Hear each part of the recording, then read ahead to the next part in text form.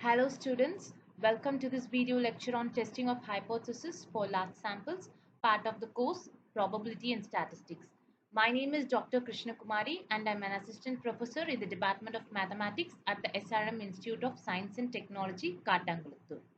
In this session, we will systematically work through the foundational concepts of hypothesis testing and then apply those concepts by solving several problems involving large sample tests covering proportions and means. So let's begin. Before we jump into hypothesis testing, let us first revisit some basic statistical concepts that form the foundation of this topic. So population. The group of individuals under study is called the population. A population can be either finite or infinite depending on whether its members can be counted or not. A sample is actually a finite subset of individuals drawn from a population. When we cannot study an entire population, we study a sample and draw inferences from it. So the size of the sample is nothing but the number of individuals in a sample is called the size of the sample, and it is commonly denoted by the letter n. So these three concepts are extremely important because all hypothesis building testing is built around the relationship between a sample and the population it represents. Let us now look at a few more essential definitions. Parameter is a numerical measure of population. For example, the population mean or the population proportion is a parameter. In contrast, a statistic is a numerical measure computed from a sample such as the sample mean or sample proportion.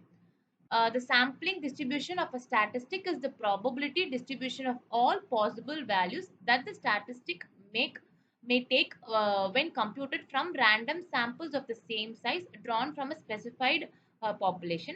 So this is a very important concept. It tells us how a sample statistics behaves across many repeated samples. Finally, the standard error, which is abbreviated as SC, is the standard deviation of the sampling distribution of a statistic. So the standard error tells us how much variability we can expect in a sample statistic. A small standard error means our sample estimate is more reliable. A hypothesis is a quantitative statement about the population. There are two types of hypothesis that we deal with. So the first is the null hypothesis denoted by H naught. The null hypothesis is a definite statement about the population parameter. Usually a hypothesis of no difference is denoted as H naught. So it assumes that any observed deviation between the sample statistic and the population parameter is purely due to chance. So we write it as H naught assumes no significant difference. The second is the alternative hypothesis denoted by H1. So this is any hypothesis that is complementary to the null hypothesis. If the null hypothesis is disproved by the test, we accept the alternate hypothesis.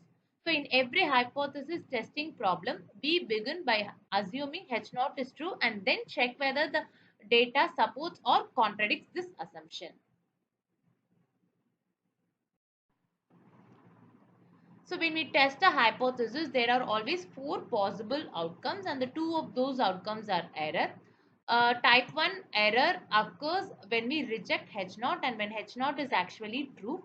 In other words, we incorrectly conclude that there is a difference when there isn't one. Type 2 error occurs when we accept H naught when H naught is actually false. Here we incorrectly conclude that there is no difference when there is actually there is a difference. The other two outcomes are correct decisions, accepting H naught when H naught is true and rejecting H naught when H naught is false.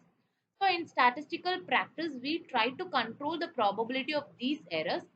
The level of significance which we will discuss next is directly related in controlling the type 1 error. Let us now understand the critical region and the acceptance region.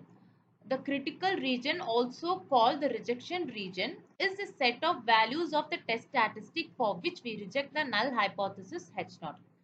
The acceptance region is the complement, the range of values for which we accept H naught.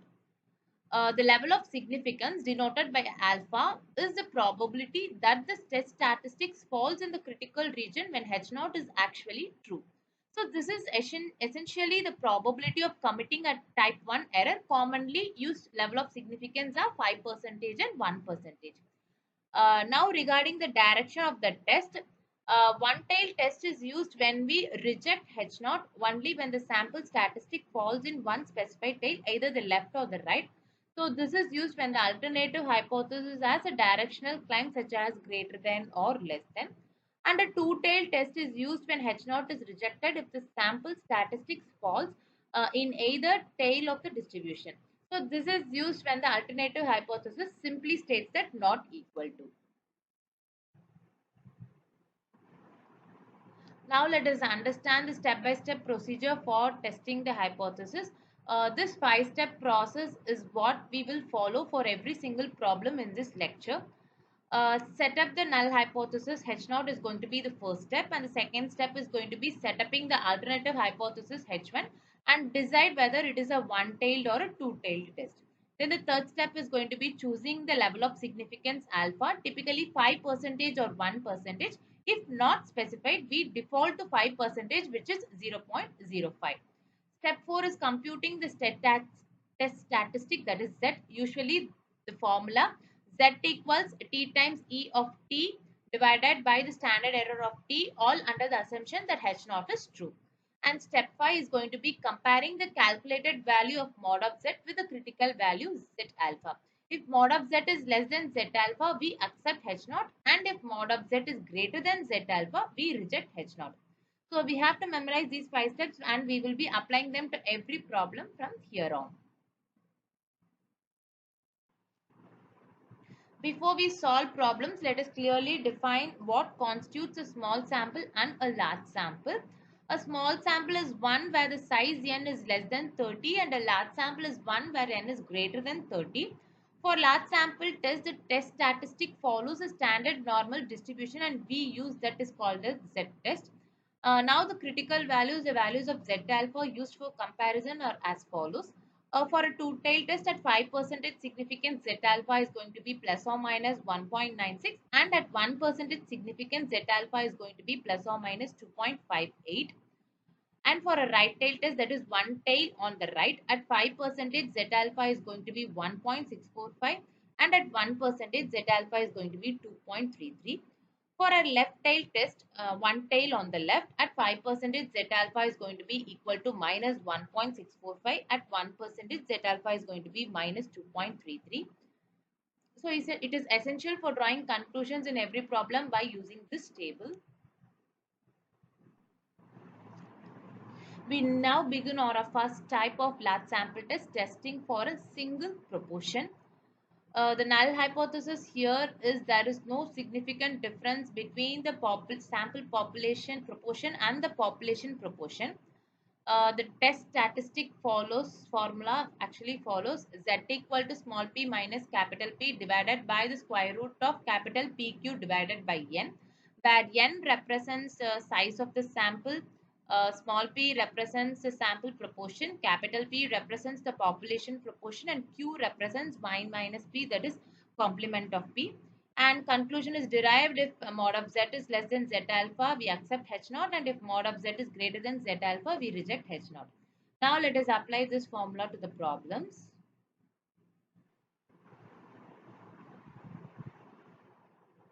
So we will first solve problems involving two-tailed test for single proportion. In a two-tailed test, the alternative hypothesis states that the proportion is simply not equal to the assumed value without specifying a direction. So the problem one is going to be, in a city, a sample of 1,000 people were taken, and out of them 540 were vegetarian and the rest are non-vegetarian. Can we say that both habits of eating are equally popular in the city at the 1% level of significance? So here the sample size n equal to 1,000, which is greater than 30. So this is a large sample test. The sample proportion small p is going to be equal to 540 divided by 1,000. We get it as 0.54, and the population proportion capital P is going to be 0.5, because we are testing whether both habits are equally popular, meaning 50% each. So our step 1 is going to be defining the null hypothesis H naught. Both habits are equally popular, that is capital P is equal to 0.5, And step 2 is going to be the alternative hypothesis H1, that is capital P not equal to 0.5, and this is a two-tailed test. And step 3 is level of significance alpha at 1%.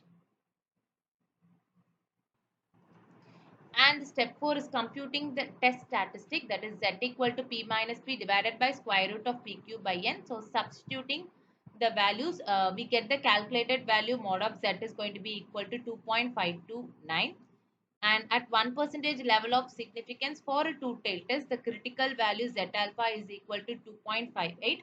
So since mod of Z is less than Z alpha, we accept H naught. Therefore, we conclude that both vegetarian and non-vegetarian habits are equally popular in the city at 1% level of significance. The next problem, in a sample of 400 persons from a large population of 120 are females, can it be said that males and females are in the ratio 5:3 in the population? Use 5% level of significance. So here the sample size n is equal to 300, which is greater than 30. Therefore, this is a large sample. Number of males is going to be equal to 400 minus 120, which is equal to 280, because they have specified that 120 are females. And the sample proportion of male small p is going to be 280 divided by 400, which is 0.70. And the population proportion of males from the ratio of 5:3 gives us that capital P is equal to 5 divided by 5 plus 3, which is 5 by 8, which is going to be equal to 0.625. So our first step is going to be defining the null hypothesis H naught, which is capital P is equal to 0.625, and H2, and step 2 is defining H1, that is capital P is not equal to 5 by 8. Since this is a two-tailed test, our next step is defining alpha at 5%, and the fourth step, we go to the next step. So here we are solving the test statistics. So Q is equal to 1 minus P, which is 0.375. So substituting the values in Z, we get the calculated mod of Z is going to be 3.099. So we conclude that at 5% level of significance for a two-tailed test, Z alpha is going to be 1.96. So since mod of Z is greater than Z alpha, we reject H naught. So therefore, we conclude that the data does not support the claim that males and females are in the ratio 5:3 in the population. Now let us move to problems involving the one-tailed test for a single proportion. In a one-tailed test, the alternative hypothesis is directional. Either the proportion is greater than or less than a specified value. So now we move on to the problems. A manufacturing company claims that at least 95% of its product supplied conform to specifications. Out of the sample of 200 items, 18 are defective. Test the claim at the 5% level of significance. So here n is equal to 200, which is greater than 30. Therefore, it is a large sample, and number of items conforming is equal to 200 minus 18, which is 182. So sample proportion conforming small p is going to be equal to 182 divided by 200, which is 0.91. And population proportion climbed capital P is equal to 95%, which is 0.95.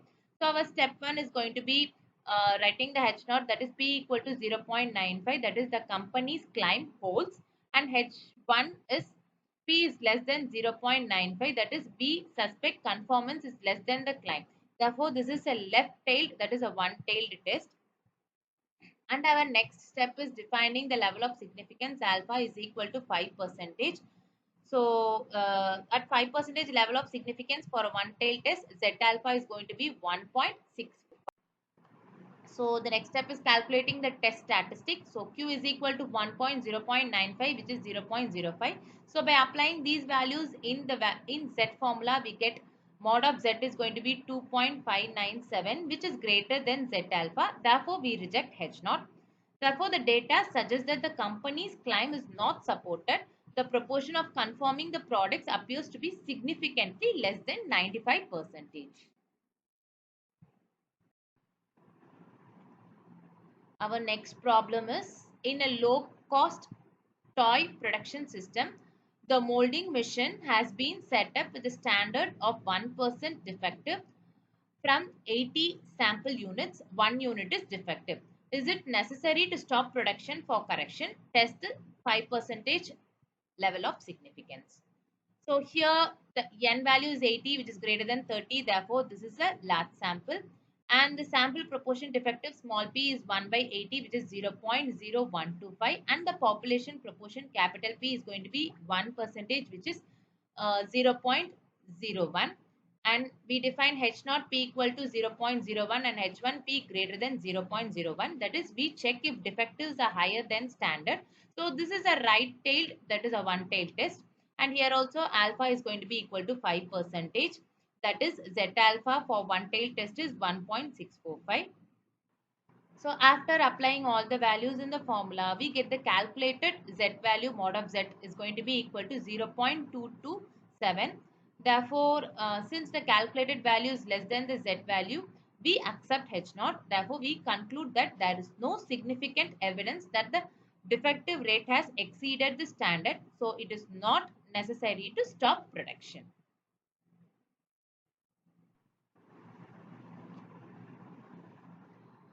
We now move to the second type of large sample test, testing for the difference between two proportions. Null hypothesis is nothing but there is no significant difference between the two sample proportions. H0 is P1 equal to P2. The test statistic is Z equal to small p1 minus p2 divided by square root of pq into 1 by n1 plus 1 by n2, where the combined or the pooled proportion is capital P is equal to n1 p1 plus n2 p2 divided by n1 plus n2, and capital Q is equal to 1 minus p. Here the variables n1 represents the size of sample 1, n2 represents the size of sample 2, p1 represents the proportion in sample 1, and p2 represents the proportion in sample 2. So the conclusion is going to be the same rule, that is, accept H0 if mod of Z is less than Z alpha and reject H0 if mod of Z is greater than Z alpha. So now let us move on to the problems.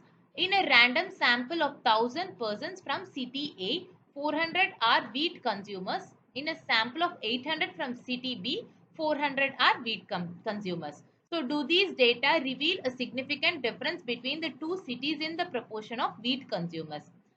So here N1 equal to 1000 and N2 equal to 800, both are large samples since they are greater than 30. So small p1 is going to be 400 by 1000, which is 0.4 for city A, and small p2 is going to be 400 by 800, which is 0.5 for city B. We note that even though the raw numbers of wheat consumers are the same, the proportions are differ because the sample sizes differ here. So according to the steps, step 1, that is H0 is going to be P1 equal to P2, that is there is no difference between the two proportions, and H1 is P1 not equal to P2 since they haven't specified whether it is larger or smaller, so it is going to be a two-tailed test. And step 3 is defining the level of significance, which is alpha is equal to 5%. And step 4 is solving the test statistics. So by applying the values in the formula, we get the value of Z to be minus 4.243. Therefore, mod of Z is 4.243. And at 5% two-tailed test, Z alpha is going to be 1.96. So since the calculated value, that is mod of Z, is greater than the table value, that is Z alpha, we reject the H0. Therefore, we conclude that there is a significant difference in the proportion of wheat consumers between the two cities. Now we can move on to the next problem. Random samples of 400 men and 600 women were asked whether they would like a flyover near their residence. 200 men and 325 women were in favor. So test whether the proportions of men and women in favor are the same at 5% level of significance. So here N1 is equal to 400, that is the sample size of the men, and N2 is going to be 600, that is the sample size of the women. So both are large samples. So small p1 is going to be 200 by 400, which is 0.5, and small p2 is going to be 325 divided by 600, which is 0.54. So both represents men in favor as well as women in favor. So next we are going to define the null hypothesis. H0 is P1 equal to P2, and the alternative hypothesis H1 is P1 not equal to P2. So this is also a two-tailed test. And the next step is defining the level of significance. Alpha is equal to 5%, which is nothing but 1.96.